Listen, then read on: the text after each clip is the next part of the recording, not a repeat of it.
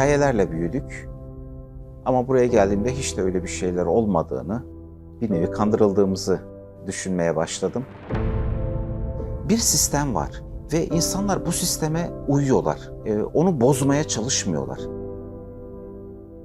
Türkiye'nin en başarılı okulların birinde çalışıyordum. Çok güzel öğrencilerim vardı, çok güzel bir çevrem de vardı. Bir anda sıfırlandı bunlar. Üniversite sınavlarında, bilim olimpiyatlarında, fen lisesi sınavlarında derece yapan öğrencilerimiz oldu. Anladım ben bir şeyler olduğunu.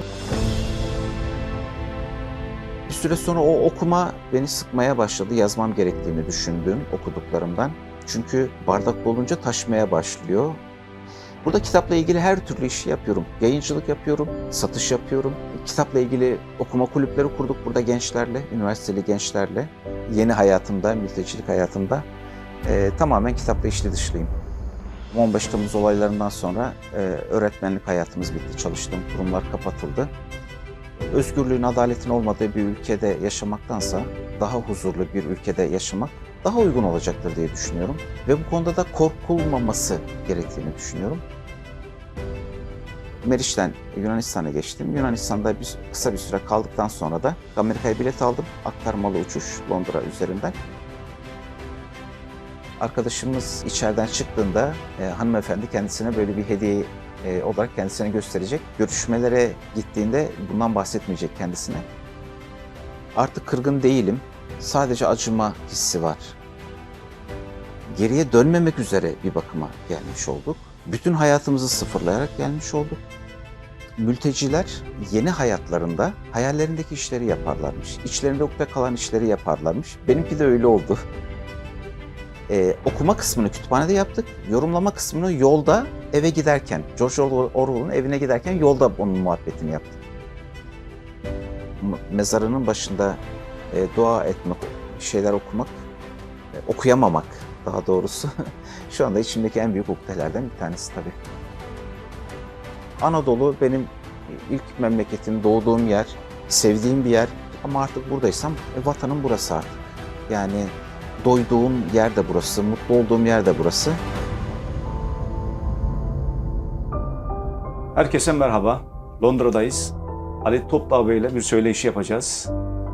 Ali Hocam merhaba. Merhabalar. Nasılsınız? Teşekkür ederim. Londra'ya hoş geldiniz. Hoş bulduk, sağ olasınız. Sizi öncelikle tabii tanımak istiyoruz. Buraya kadar yolculuğunuz nasıl oldu? Nerelisiniz? Türkiye'de nerede doğdunuz? Nasıl bir evde doğdunuz? Anne babanız, okulunuz. Şöyle bir kendinizi tanıtabilir misiniz? Ben 50 küsur yıl önce Malatya'nın bir köyünde doğdum. Fakat sadece 2 yıllık bir köy hayatım var. 2 yaşında İstanbul'a taşınmışız. İstanbul'da büyüdüm. İstanbul'da güzel okullarda okudum diyebilirim. Güzel insanlarla tanıştım. Güzel bir çevrem oldu. Üniversiteyi kazanınca İzmir'i kazandım. Daha sonraki hayatım İzmir'den sonra artık İstanbul gibi uzun süreli olmadı. Birkaç yerde öğretmenlik yaptım. Fizik öğretmenliği yaptım. Şimdi de buradayız. Hayatımızın son kısmı burada. Dikkatimi çekti. Yabancı çok var. Daha Evet. doğrusu başka ülkelerden gelmiş insanların sayısı çok fazla. Hatta Evet. Romların belki de yarısı öyle gibi geldi bana dolaşırken. Ya bu kozmopolit yapıyı çok güzel yani kurmuşlar. Evet. Çok problem olmadığında herhalde burada çok güzel bir şekilde bu insanlar yaşıyorlar. Biliyorsunuz sanayi devriminden sonra İngiltere en sömürgeci ülkelerden, imparatorluklardan birisi haline gelmiş durumda. Öyle olunca o sömürmek amacıyla gittikleri ülkelerdeki insanlar, oradaki zeki insanlar veya zengin insanlar bir şekilde zamanla buraya gelmişler, gitmişler, yerleşmeye başlamışlar. Tabii 150-200 senelik bir süreç bu. Hindistan, Pakistan'dan, Afrika'dan, Güney Amerika'dan birçok insan gelmiş buraya ve burada yaşamaya başlamışlar. Londra başkent olduğu için herkes işini görmek için buralara yerleşmiş. Londra'nın yaklaşık yarısı İngiliz kökenli değil. En çok da burada olanlar sömürge döneminde buraya gelen insanlardan oluşuyor. Yani başbakanımız Hindistanlı, daha ne diyelim veya Londra Belediye Başkanımız Pakistanlı ve Müslüman. Türkiye'de öğretmenlik yaptınız. Evet. Türkiye yıllarınızdan bize anlatacağınız, paylaşacağınız bir şeyler var mı?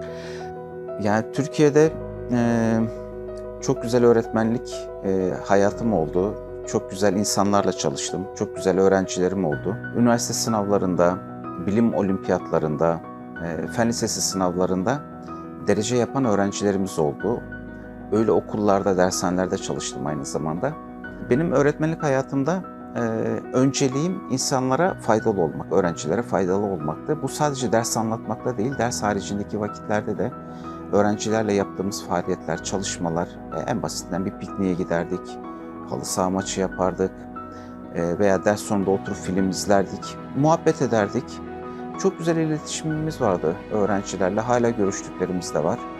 Öğretmen olup aynı kurumda beraber çalıştığımız öğrencilerim de oldu. Peki Londra'ya nasıl geldiniz? Malum 15 Temmuz olaylarından sonra öğretmenlik hayatımız bitti. Çalıştığım kurumlar kapatıldı. Yeni iş arayışlarına başlamıştım. İlk etapta özel dersler vermeye başlamıştım.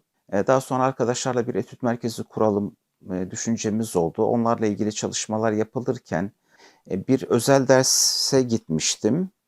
Akşam eve dönüyordum. Telefon etti, gelme dedi. Anladım ben bir şeyler olduğunu. Meğerse polisler beni almaya gelmişler. O günden sonra artık eve gitmedim mecburen. Bir arkadaşımın yanında kalmaya başladım. Aranma durum söz konusu olunca böyle kapalı bir mekanda uzun süre kalmak mümkün olmadığından dolayı işte yurt dışına çıkma düşüncemiz ön plana çıktı. Meriç'ten geçtim Yunanistan'da. Amerika vizem vardı. Daha önce öğrenciler için, öğrencilerle birlikte geziler yaptığımızdan dolayı pasaportum, vizem vesairem vardı. Meriç'ten Yunanistan'a geçtim. Yunanistan'da kısa bir süre kaldıktan sonra da Amerika vizemi kullanarak Amerika'ya bilet aldım. Aktarmalı uçuş Londra üzerinden. Mülteci statümüz devam ediyor şu anda hala. Yaklaşık bir yıl sonra vatandaşlık için müracaat etme hakkımız olacak. Londra'ya geldiğinizde dilin haricinde sizi en çok zorlayan şey ne oldu? Yani İstanbul'da, İzmir'de yaşadım ben Türkiye'de. Büyük şehirler. Buraya gelince bir baktım her taraf park, yeşillik, yerler temiz, insanlar saygılı. En ufak bir şeyde teşekkür ediyorlar ya da en ufak bir dokununca özür dilerim diyorlar filan. Bu şoku yaşadım ben.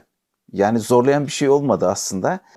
Şehir merkezini görünce, şehir merkezinde bazı böyle İngilizlerin organize ettiği programlara falan katılınca gerçekten hani sağda solda sokakta gördüğüm şeylerin bir yapmacık bir şey olmadığını, bu nezaketin, kibarlığın, insanlara saygının burada yerleştiğini görmüş oldum. Bu beni şok etti.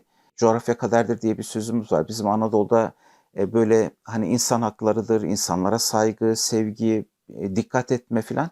Yani bu tür şeyler yok. Hani ona alışmışız biz ama burada birdenbire böyle bir ortamla karşılaşınca yaşadığım en büyük şoklardan birisi oydu benim. Hayatınızda daha önce bir göç var mıydı bilemiyorum ama en azından şu an bir göç yaptınız. Peki böyle göçün de içinde olduğu hayat size ne öğretti desem? Ne dersiniz?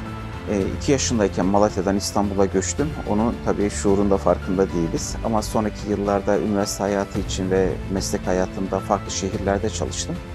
Bunlar böyle hazır olduğumuz şeylerdi. Yani önceden haberiniz var, biliyorsunuz veya isteklisiniz başka bir şehre gidiyorsunuz çalışmaya.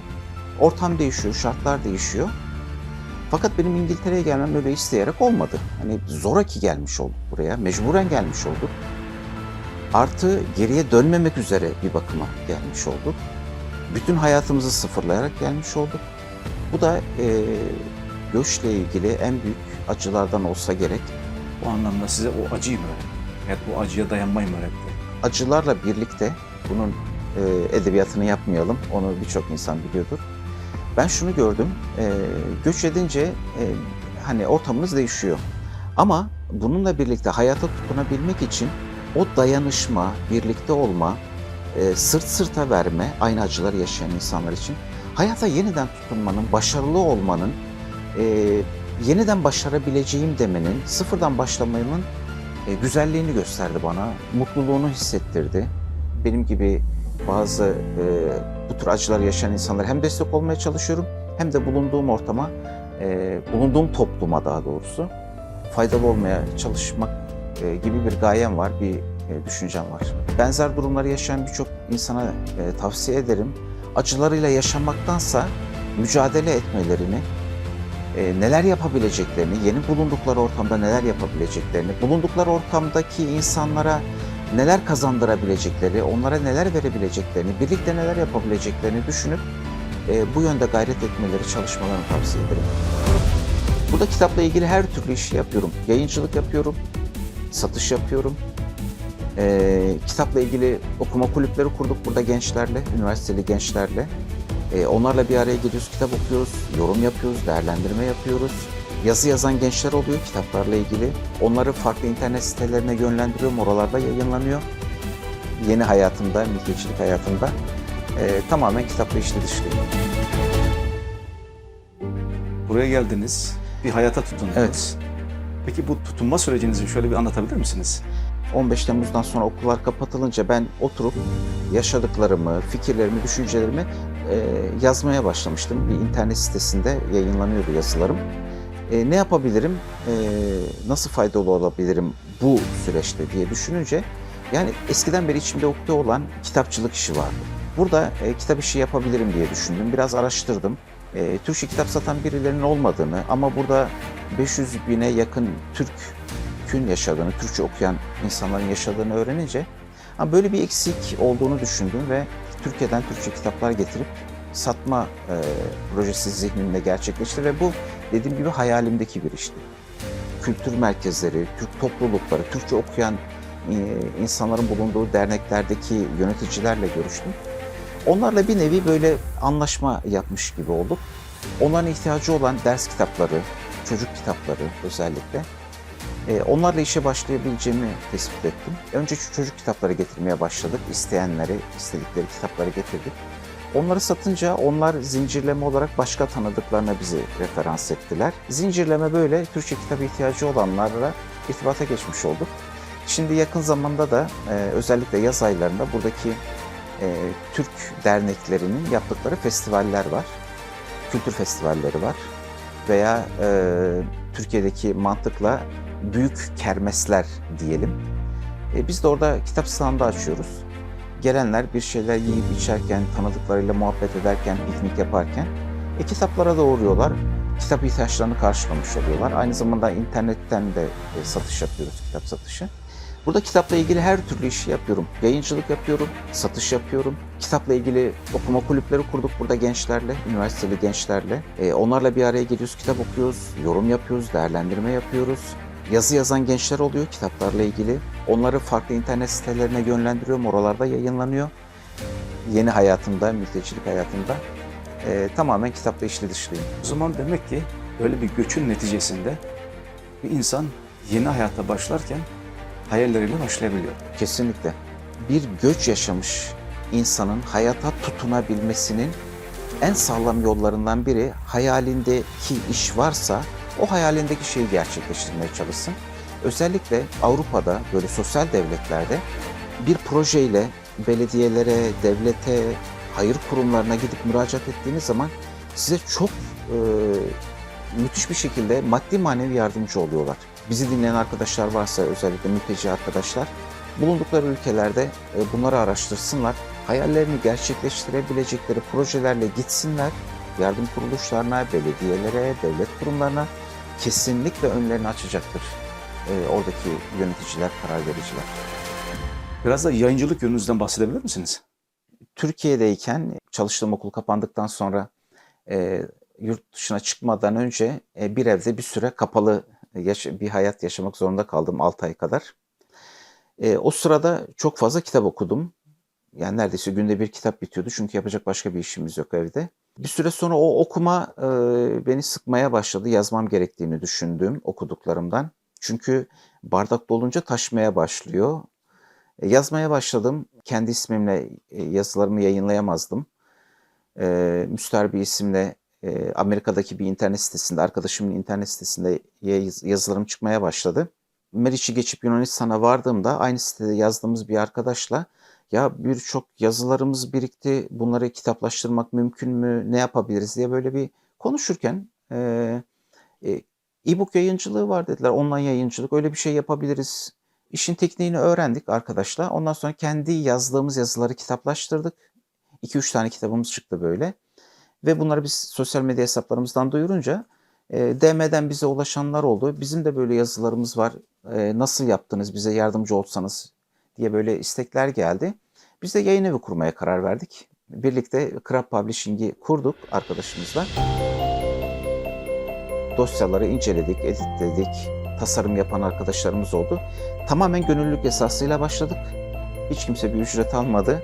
Zaten kamp süreci, hani mültecilikte kamp sürecinde yapacak bir işiniz de yok. Çalışma izniniz de yok aynı zamanda. Bu işlerle yoğunlaştık.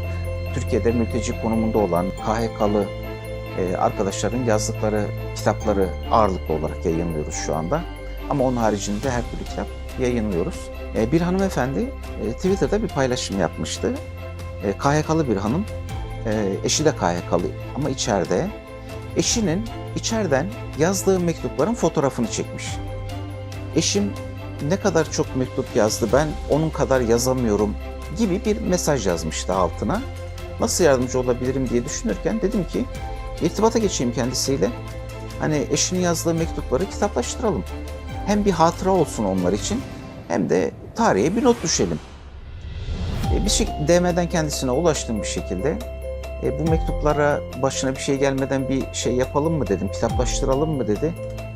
Ya aslında ben de düşünüyordum eşim çıkmadan bunları kitaplaştırabilirsem, eşim çıktığında ona kitap olarak hediye ederim, ona bir jest yaparım, güzellik yaparım. Hayallerimdeki bir şeydi bu dedi. Ama dedi ben dedi imkanım yok, bilgisayarım yok, nasıl yazacağım, nasıl yapacağım bilemiyorum dedi. Ben dedim size yardımcı olurum, hiç zor değil. Siz mektupların fotoğraflarını çekin, gönderin bize. Biz onları yazıya dökeriz. O fotoğraflar gelince, mektup fotoğrafları gelince gönüllü arkadaşlara dağıttım. Onlar yazıya geçirdiler. Tek dosya haline getirdik, yayınladık. Şimdi arkadaşımız içeriden çıktığında hanımefendi kendisine böyle bir hediye olarak kendisine gösterecek. Görüşmelere gittiğinde bundan bahsetmeyecek kendisine. Şimdi Ali Hocam, siz öyle bir şey söylediniz ki şu an binlerce belki on binlerce göç hikayesi olan insan var. Her insan bir kitap. Evet, her insanın bir size hikayesi buradan var. çok iş çıkacak gibi gözüküyor. Arkadaşlar bize ulaşsınlar, problem değil. Ama hayatım roman diyenlere yardımcı olacak gönüllülere de ihtiyacımız var. O tek başımıza altından kalkamayız. Bize gönüllü olarak destek verebilecek, teknik konularda uzman, bilgisayar konusunda, sosyal medya konusunda bize yardımcı olabilecek insanlar varsa onların da yardımlarını bekliyoruz. Ben kitap satarak hayatımı devam ettiriyorum. Ama bir mülteci olarak başka mültecilere yardımcı olmayı da ben gönüllülük esasıyla yapılan bir çalışma olarak değerlendiriyorum. Bir projenin bir ucundan tutarsınız. Yani bunu ömür boyunca devam ettirmek zorunda değil kimse. Yani bir yıl boyunca size yardımcı olurum veya şu konuda yardımcı olurum. Şu konuda ihtiyacınız olduğunda bana haber verin diyen arkadaşlarla biz her türlü çalışma yapabiliriz. Şu anda gönüllü arkadaşlarla birlikte 4 yıl boyunca 180 kitap yayınladık. Bu 180 kitabın yarısı yaklaşık göç, iltica, mülteci vesaire konularıyla ilgili. 180 kitap çok ciddi bir rakam. Evet. Mesela bu kitaplarınıza insanlar nasıl ulaşabilir? Kendi internet sitemizde kitaplarımızın tanıtımı var ama satışını kendi sitemizden yapmıyoruz. Dünya çapında bu işleri organize eden Smashwords denen bir site var. O site üzerinden orada yayınladığımız zaman e-book veya PDF formatında bütün satıcı mağazalara, online satan mağazalarda kitaplarımız yayınlanıyor. Apple gibi, Kobo gibi bunlar meşhur siteler. Yaşananları bu halk neden görmüyor? Neden kendilerine faydalı olan eğitim açısından özellikle okullar, dershaneler açısından bu kadar faydalı olmuş insanlara, bu böyle güzel insanlara neden sahip çıkılmadı diye çok kızıyordum Anadolu halkına. Halkı manipüle etmek ve bir yola sürmenin çok kolay olduğunu görmüş oldum. Dolayısıyla şu anda sadece kırgınlıktan ziyade Anadolu'daki insanlara acıyorum maalesef. Kitap kulübünden bahsettiniz. İlgimi çekti. Nasıl bir şey yapıyorsunuz? Bu mekana gelen gençler olmuştu. Onlarla kitap almaya gelmişlerdi. Muhabbet ettik biraz. Baktım kitaba ilgililer. Dedim yani ne yapıyorsunuz, nasıl okuyorsunuz falan. Onların biraz kitapla ilgilerini ölçtüm. Ondan sonra ya dedim birlikte kitap okuma programları yapalım mı dedim. Nasıl bir şey olacak dediler. Dedim zihnimde bir şey yok, şimdi sesli düşünüyorum. Hatta birlikte karar verelim dedim. Böyle spontane oluştu. Her ayın ilk pazar günü bir araya gelelim. 2 saat kitap okuyalım. 2 saat sonunda da 1 saatlik kitapla ilgili değerlendirme, yorum, analiz vesaire yapalım dedik. Tamam dediler. İlk birkaç programı burada yaptık. Sonra arkadaşlarımızı getirebilir miyiz dediler. Tamam dedim. Ve sayı biraz artmaya başlayınca bu sefer buradan dışarıya çıkmamız gerekti. Çünkü burası küçük bir mekan. British Library var burada şehir merkezinde. Orada okumalarımızı yapmaya başladık. 1984 romanını okuduk orada. Romanın yazarı George Orwell'ın evine yürüdük oradan. Okuma kısmını kütüphanede yaptık. Yorumlama kısmını yolda eve giderken, George Orwell'ın evine giderken yolda onun muhabbetini yaptık. Shakespeare biliyorsunuz İngiliz. Burada Shakespeare'in evi var, müze. Onu teklif etti gençler mesela. Tamam dedim. Bir ay Shakespeare'in kitabını okuyalım. Hatta yani buradan bir araba kiralayalım. Hep birlikte toplanıp gidelim. Onun köyünde okuyalım kitabı. Evini de ziyaret edelim. Sonra geri dönelim. Yolda bunun muhabbetini de yaparız filan dedim. Kitap, kitap, kitap. Buralar hep kitap. Konuşurken iki kelimenizden birisi kitap. Bu kadar böyle Evet. kitap sevdanız nereden başladı?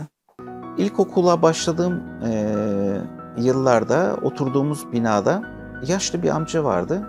Bize Kur'an-ı Kerim öğretti. İlkokula gidip okumaya başladığımda da evindeki kitaplardan bana hediye etmeye başladı. Okuyup geri veriyordum. Yine ilkokulda öğretmenlerimden bir tanesi kırtasiyecilik yapıyordu. Yani başarılı bir öğrenci sayılırdım ben. Bir gün çağırdı, okul çıkışında kırtasiyeye gel dedi. Gittim. Bak dedi, burada kitaplar var dedi. Görüyor musun dedi. Evet hocam dedim. Bu kitaplardan istediğini al dedi. Götür eve oku ama yıpratmadan geri getir dedi. Bak sana dedi böyle bir güzellik yapıyorum dedi. Yani ilk benim kitapla haşır neşir olmam o zaman başladı diyebilirim. Haftada bir kitap. Kendime hedefim oydu o zaman. Haftada bir tane kitap okurdum. Yani 40-50 sayfalık zaten. Ama sonra bunun şeyi arttı.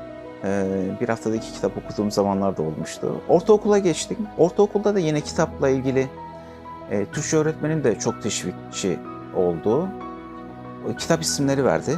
Daha sonra çalıştığım yerlerde, birlikte olduğum insanlarda kitapla haşır neşir olanlar, benim gibi kitapla ilgisi olanları tabiri caizse böyle elimle tutmuş gibi bulup onlarla böyle bir hayatımız oluştu. Onlarla kitap üzerine sohbetlerimiz oluştu. Paslaşmalarımız oldu, kitap değiştirmelerimiz oldu. Birlikte kitap fuarlarına gittiğimiz şeyler oldu. Sonrasında elimiz kalem tutmaya başlayınca yazmaya başladık. Geldiğinizde hiç pişman oldunuz mu? Veya hiç pişman olduğunuz bir dönem oldu mu? İlk geldiğim zamanlar çok yani bir çevrem yoktu. Ne yapacağıma daha tam karar verememiştim. O dönemlerde, ilk zamanlarda bir ciddi sıkıntılar yaşadım. Mutsuz olduğum dönemler oldu. Keşke bunlar başımıza gelmeseydi. Acaba Türkiye düzelir mi? Yakın zamanda dönebilir miyim? Böyle hayallerim vardı. Ama sonra yavaş yavaş burada hayata tutunmaya başlayınca, burada bir hayat kurunca önemli olan şeyin fiziki olarak bir belde değil, sizi mutlu eden şeylerin nerede olduğu ve sizin onlara ulaşıp ulaşamadığınızla ilgili olduğunu düşünmeye başladım. Şimdi mutlu olduğum, canımın sıkılmadığı bir iş yapıyorum. Huzurlu bir iş yapıyorum kendime göre. Dolayısıyla benim vatanım burası artık. Yani doyduğum yer de burası, mutlu olduğum yer de burası. Yeni ülkem burası benim. Tamam, Anadolu benim ilk memleketim, doğduğum yer, sevdiğim bir yer. Onun sevgisi içimden çıkmaz elbette. Ama artık buradaysam burası benim memleketim. Burada mutlu olmaya ve burada daha huzurlu olmak için gayret etmek gerekiyor. Türkiye veya Türkiye halklarına kırgın mısınız? Kırgındım. İnanın ilk zamanlar kırgındım. Artık kırgın değilim. Sadece acıma hissi var bende. Neden? Önceden yaşananları bu halk neden görmüyor? Neden kendilerine faydalı olan eğitim açısından, özellikle okullar, dershaneler açısından bu kadar faydalı olmuş insanlara, böyle güzel insanlara neden sahip çıkılmadı diye çok kızıyordum Anadolu halkına. Ama sonradan yaptığım okumalar, düşündüğüm şeyler, arkadaş ortamlarında konuştuklarımızdan çıkardığım sonuç, yani bunun çok normal bir şey olduğu, benzer şeyi Almanların yaşadığı, Japonların yaşadığı, özellikle 2. Dünya Savaşı sırasında, yani halkı manipüle etmek ve bir yola sürmenin çok kolay olduğunu görmüş oldum. Dolayısıyla şu anda sadece kırgınlıktan ziyade Anadolu'daki insanlara acıyorum maalesef. Ali Hocam, herkesin görebileceği bir yere bir şey yazmak isteseydiniz, tıpkı o kitaplarda yazdığınız başlıklar gibi, ne yazmak isterdiniz? Sokrates'in kendi okulunun giriş kapısına yazdığı bir söz var. Kendini bil ifadesi. O beni çok etkilemiştir. Ben şöyle düşünüyorum. İnsan kendini bilirse mahiyetini, varlığını, dünyadaki hedefi, insanlarla ilişkileri, yani kendisini merkeze koyarak çevresinde olup bitenleri düşünürse, bu konuda yorumlar yaparsa ve başka insanları da, çevresindeki insanları da tanımaya çalışırsa, dünyada anarşinin, terörün, fırsatçılığın, yolsuzluğun, hukuksuzluğun, adaletsizliğin ortadan kalkacağını düşünüyorum. Ali Hocam, keyifli bir sohbet oldu. Programı bitirmeden önce sormuş olayım. Son olarak söylemek istediğiniz bir mesajınız var mı? Son olarak bizi dinleyenlerin zorluklara karşı yılmamalarını tavsiye ediyorum. Kendimizi bir şeye mahkum hissetmememiz lazım. Özgürlüğün, adaletin olmadığı bir ülkede yaşamaktansa daha huzurlu bir ülkede yaşamak daha uygun olacaktır diye düşünüyorum. Ve bu konuda da korkulmaması gerektiğini düşünüyorum. Benim buraya gelirken ilk zamanlarda bir korkum vardı. Topluma alışabilir miyim? Nasıl bir hayatı var? Nasıl bir hayatım olacak filan. Ama geldim gördüm, hiç öyle korkulacak zor bir şey yok. Çok hızlı adapte olunabiliyor. Biz Anadolu'da gerek okullarda gerek dost meclislerinde konuştuğumuz, muhabbetini yaptığımız mevzulardan bir tanesi dünyanın Türklere karşı düşman olduğu, Türkiye'nin işte ele geçirilmeye çalışıldığı vesaire böyle hikayelerle büyüdük. Ama buraya geldiğimde hiç de öyle bir şeyler olmadığını, bir nevi kandırıldığımızı düşünmeye başladım.